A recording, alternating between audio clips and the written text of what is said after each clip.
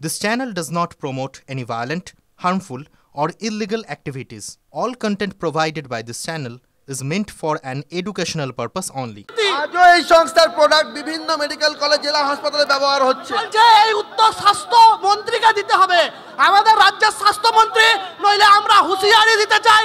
August মাস থেকে যে কথা আমরা বারবার বলে আসছি, শুধুমাত্র ধর্ষণ ও খুনের ঘটনা নয়, প্রতিটা স্বাস্থ্য ক্ষেত্রে যে একের পর এক দুর্নীতি এবং এই দুর্নীতির সাথে শাসক দলের প্রত্যক্ষ যোগাযোগ, তা আবারও প্রমাণ করলো এই মেদিনীপুর হাসপাতালের ঘটনা। তুমি বুঝতেই পারছো যে ভেতরে যখন স্বাস্থ্য দপ্তরের সদস্যরা রয়েছে, এখানে আপনার হাতে কি হয়েছে? আপনার হাতে কি হয়েছে? আমরা এখানে এসেছিলাম এমএসভির সঙ্গে দেখা করতে। ওনারা ওনাদের বাহিনী নিয়ে আমাদের উপর অ্যাটাক এমন ভাবে করেন, আমাদের শারীরিকভাবে আমাদের হাত আক্রান্ত, গলা মাথার সমস্ত চুল ছিঁড়ে ফেলে, আমাদেরকে নিয়ে যাওয়ার জন্য তারা উদ্যত হয়, অমানবিকভাবে আমাদের উপর অত্যাচার করা হয়। আমরা জানতে চাই যে আমাদের কেন কথা বলতে দেওয়া হচ্ছে না। এ ধরনের দুর্নীতি আগেও ঘটেছে এবং বারবার ঘটে চলছে। আমরা জানতে চাই যে কিসের জন্য, কি লুকানো হচ্ছে সাধারণ জনগণের। ঘটনার জেরে মহিলারা রাস্তায় নামলেন, তার জন্য এই ঘটনা, তার জন্য এই আক্রমণ। অবশ্যই এই কারণেই আমরা দেখতে পাচ্ছি, আমরা গতকাল রাত থেকে এমএসভির সঙ্গে দেখা করার জন্য উদ্যত। আজ সকাল থেকে আমরা দাঁড়িয়েছি, সেখান থেকে আমরা শুনলাম যে উনি এখানে এসে দাঁড়িয়েছেন, আর তারপর যখন এখানে আসি তখন দেখতে পাই। তুমি বুঝতেই পারছো যে এখানকার যারা ছাত্র যুব বাম কর্মী সমর্থক রয়েছেন, তারা কিন্তু যে বিক্ষোভ, সেই বিক্ষোভ এখানে দেখাচ্ছিলেন। পুলিশ আপাতত প্রশাসনিক ভবনের সামনে থেকে তাদেরকে সরিয়ে নিয়ে যেতে সঙ্গে থাকা সৌরভ দেবব্রত আমাদের সঙ্গে রয়েছেন অপর প্রান্ত থেকে, যেখানে বাম ছাত্র যুবরা বিক্ষোভ দেখাচ্ছেন। দেবব্রত, একদম শান্তিপূর্ণভাবে এখানে আমরা এসেছিলাম, কিন্তু পুলিশ এত অস্বাভাবিকভাবে আমাদেরকে ঠেললো। আমরা এখান থেকে রাস্তায় পড়ে গিয়েছি, আমার উপরে আরো 2-4 জন এসে পড়ে গেছে, আমার হাতের অবস্থা খুব খারাপ। আহত হয়ে গেছে? হ্যাঁ, আহত তো অবশ্যই, কিন্তু এরকম আহত হয়েছে অন্তত পক্ষে 10 থেকে 15 জন এখানে আমরা আহত হয়েছি। ঠিক আছে, কিন্তু কারোর হয়তো রক্তপাত হয়নি, সেটা দেখানোর কোনো বিষয় না, আর এগুলো আমাদের হয়েই থাকে এরকম। সেটা দেখো, এই আন্দোলন করতেছে, কিন্তু এরাও বলছেন যে এরা কয়েকজন আহত হয়েছেন ইতিমধ্যে এই পুলিশের সাথে যে ধস্তাধস্তি, সেই ধস্তাধস্তির ফলে কয়েকজন কিন্তু আহত হয়েছেন। তবে এখনই কিন্তু রাস্তা তারা ছাড়ছেন না এবং রাস্তাতেই তারা থাকছেন বলেও জানাচ্ছেন। পাশাপাশি আমরা সেই ছবি দেখছি। দেবব্রত, বাম ছাত্র যুবরা আজকে সকাল থেকে রাস্তায় নেমে আসেন, তারা এমএসভির সঙ্গে দেখা করতে চান। তাদের একাধিক প্রশ্ন রয়েছে। তাদের প্রশ্ন, কার অঙ্গুলি হেলনে এই স্যালাইন, বিতর্কিত স্যালাইন পৌঁছে গেছিল হাসপাতালে? কার অঙ্গুলি হেলনে হাসপাতালের স্টোর থেকে চলে গেল ওয়ার্ডে? কেন প্রসূতির মৃত্যু হলো? আর 4 জন যে রয়েছেন তাদের অবস্থা কি? একাধিক প্রশ্ন রয়েছে বাম ছাত্র যুব সংগঠনের। তারা আজকে সকালে যান এমএসভির সঙ্গে দেখা করতে, পুলিশের তরফ থেকে বাধা দেওয়া হয় এবং তারপরে রীতিমতন ধস্তাধস্তিতে জড়িয়ে পড়েন তারা। অন্যদিকে কংগ্রেস, তারাও আজকে সকালে রাস্তায় নেমে এসেছিল, তারাও মেডিকেল কলেজ চত্বরে পৌঁছে যায়। তারাও একই কারণে রাস্তায় নেমেছিলেন, তাদেরকেও সেখান থেকে সরিয়ে দেয় পুলিশ। দেখাচ্ছেন এখানে তাদের বক্তব্য হচ্ছে যে পুলিশের তরফ থেকে আটকে দেওয়া হয়েছে, পুলিশের সঙ্গে তাদের কথাবার্তা চলছে, কাটাকাটি চলছে। সেখানে দাঁড়িয়ে একজন বাংলার মুখ্যমন্ত্রী তথা স্বাস্থ্যমন্ত্রী, তিনি এমন স্বাস্থ্য ব্যবস্থাকে চালাচ্ছেন যেখানে একটা শিশু ভূমিষ্ঠ হওয়ার আগেই জানতে পারলো না তার অপরাধ কি। 5 ডিসেম্বর পশ্চিমবঙ্গ স্বাস্থ্য দপ্তর এই স্যালাইনকে বাতিল করে দিয়েছিল। সেই স্যালাইন কেন বাংলার বিভিন্ন হাসপাতালে সেই স্যালাইন কেন সাপ্লাই দেওয়া হয়েছে? আমরা আবারও এই মেডিকেল কলেজের আরেক প্রান্তে নজর রাখবো, যেখানে বামেরা বিক্ষোভ প্রতিবাদে সামিল হয়েছেন এবং ধস্তাধস্তির পরিস্থিতি হয় পুলিশের সঙ্গে বাম কর্মী সমর্থকদের। সৌরভ আমাদের প্রতিনিধি সেখান থেকে রয়েছেন। সৌরভ, একটু আগেই তুমি এক সমর্থকের সঙ্গে কথা বলছিলেন এবং তার সরাসরি অভিযোগ ছিল এমএসভিপির দিকে।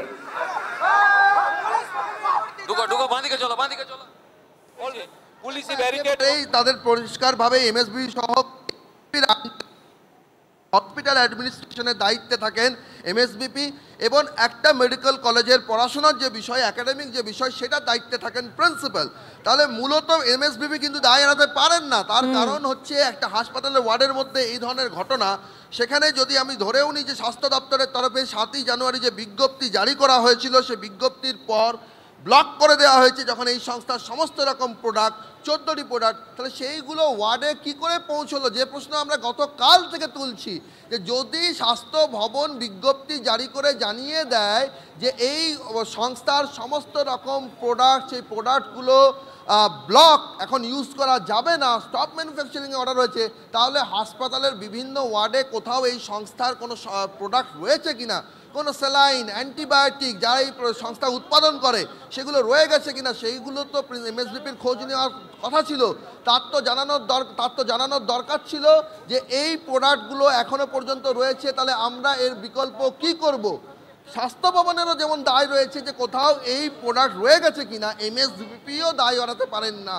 তাই বাম যারা ছাত্র যুব কর্মী সমর্থকরা রয়েছেন তারা কিন্তু সরাসরি এমএসভিপিকে কাঠগড়ায় তুলছেন এবং এই মুহূর্তে দফায় দফায় এই মেদিনীপুর মেডিকেল কলেজে যখন স্বাস্থ্য দপ্তরের বিশেষজ্ঞ দল এখানে বোর্ডরুমে বৈঠক করছেন, সেখানে মেডিসিনের ডক্টর সৌমিত্র ঘোষ রয়েছেন, মাইক্রোবায়োলজির ডক্টর সৌগত রয়েছেন, ডক্টর সরোজ মণ্ডল কার্ডিওলজিস্ট রয়েছেন, স্ত্রীরোগ বিশেষজ্ঞ ডক্টর রুনা বল রয়েছেন, ড্রাগ কন্ট্রোলের আধিকারিকেরা রয়েছেন, তারা যখন রয়েছেন এবং ডিএমই এবং ডিএইচএস দুজনের প্রতিনিধি এখানে রয়েছেন, তারা কিন্তু এই মেদিনীপুরের মাটিতে পা দিয়ে বুঝতে পারছেন যে সারা এই হাসপাতালে রোগীদের প্রাণ নিয়ে ছিনিমিনি খেলার যে অভিযোগ উঠেছে তার মাত্রা, তার অভিঘাত কত গুরুতর। এবং সৌরভ, একই অভিযোগ একাধিক জায়গা থেকে উঠে আসছে। রায়গঞ্জের দিকে নজর রাখবো, রায়গঞ্জ মেডিকেল, সেখানেও আতঙ্কের ছবি, সেখানেও অভিযোগ উঠছে যে আজকের দিনও নাকি ব্যবহার করা হচ্ছে পশ্চিমবঙ্গ ফার্মাসিউটিক্যালের ওই বিতর্কিত স্যালাইন। স্বাস্থ্য ভবনের নিষেধাজ্ঞার পরও কেন এই স্যালাইন ব্যবহার করা হচ্ছে প্রশ্ন তুলছেন অনেকেই। রূপক রয়েছে স্পট থেকে। রূপক, দেখো, রায়গঞ্জ মেডিকেল কলেজ হাসপাতালের বিভিন্ন বিভাগে কিন্তু দেখা যাচ্ছে এই নিষিদ্ধ স্যালাইন কিন্তু ব্যবহার করা হচ্ছে, রোগীদের দেওয়া হচ্ছে। যখন এই বিতর্ক উঠছে, যখন বারবার বলা হচ্ছে স্বাস্থ্য ভবনও নিষেধাজ্ঞা জারি করেছে, কিন্তু তারপরেও কোন মাথা রয়েছে এর পেছনে বা কার চক্র রয়েছে যে কার নির্দেশে এভাবে এই নিষিদ্ধ স্যালাইন বা ব্ল্যাক লিস্টেড স্যালাইন ব্যবহার করা হচ্ছে, যা নিয়ে কিন্তু সাধারণ মানুষ অর্থাৎ রোগীদের মধ্যে এবং রোগীর পরিজনদের মধ্যে তাদের মধ্যে কিন্তু যথেষ্টই আতঙ্ক ছড়িয়েছে। আবারও মেদিনীপুর মেডিকেল কলেজের পুনরাবৃত্তি ঘটবে না তো? আবারও কোনো মৃত্যুর ঘটনা ঘটবে না তো? এখন কিন্তু এই আতঙ্কই কিন্তু কুড়ে কুড়ে খাচ্ছে সাধারণ মানুষদের, মেডিকেলে চিকিৎসাধীন রোগীদের এবং চিকিৎসা করাতে আসা রোগীর পরিজনেদের। কিন্তু সবচাইতে যেটা বড় প্রশ্ন, যখন ভিন রাজ্যে এই ধরনের ঘটনা ঘটে, ভিন রাজ্যের অভিযোগের ভিত্তিতে যখন ভারত সরকার একে নিষিদ্ধ ঘোষণা করে, তার পরবর্তীতে যখন রাজ্য স্বাস্থ্য দপ্তরের বিরুদ্ধে ব্যবস্থা নেয়, নিষেধাজ্ঞা জারি করে, তারপরেও কেন ঘুম ভাঙছে না রায়গঞ্জ মেডিকেল কলেজ কর্তৃপক্ষের? কেন আজকেও সকালে অর্থাৎ এই নিষেধাজ্ঞা জারি 24 ঘন্টা পরেও কেন রায়গঞ্জ মেডিকেল কলেজ হাসপাতালে দেদারে চলছে এই নিষিদ্ধ বিতর্কিত ব্ল্যাক লিস্টেড স্যালাইনের ব্যবহার? রোগীদের যদি কোনো ঘটনা ঘটে, কোনো দুর্ঘটনা ঘটে, যদি মৃত্যুর ঘটনা ঘটে, তাহলে তার দায় কে নেবে? এই প্রশ্ন কিন্তু এখন ঘুরপাক খাচ্ছে। নজর থাকবে, নজর রাখো রূপক, নজর রাখো। দায় তো কেউ নিচ্ছেন না, কিন্তু যারা সব হারালেন তাদের পাশে কে দাঁড়াবে? মেদিনীপুর মেডিকেলে বিষাক্ত স্যালাইনের বলেই প্রসূতি, জন্মের পরেই মা হারিয়েছে এক রত্তি। দায় এড়াতে পারে স্বাস্থ্য দফতর? নিষেধাজ্ঞার পরেও কিভাবে হাসপাতালে পৌঁছলো পশ্চিমবঙ্গ ফার্মাসিউটিক্যালসের সেই নিম্নমানের স্যালাইন? সরকারি হাসপাতালে কেন নেই নজরদারি? প্রশ্ন মৃত প্রসূতির পরিবার পরিজনদের। আমরা চাইছি ডাক্তারের সাথে চাই, আর বাচ্চাটাকে 3 দিনের বাচ্চাটাকে কি করে মানুষ হবে সেটা চাই, আমি আর কিছু চাইনি।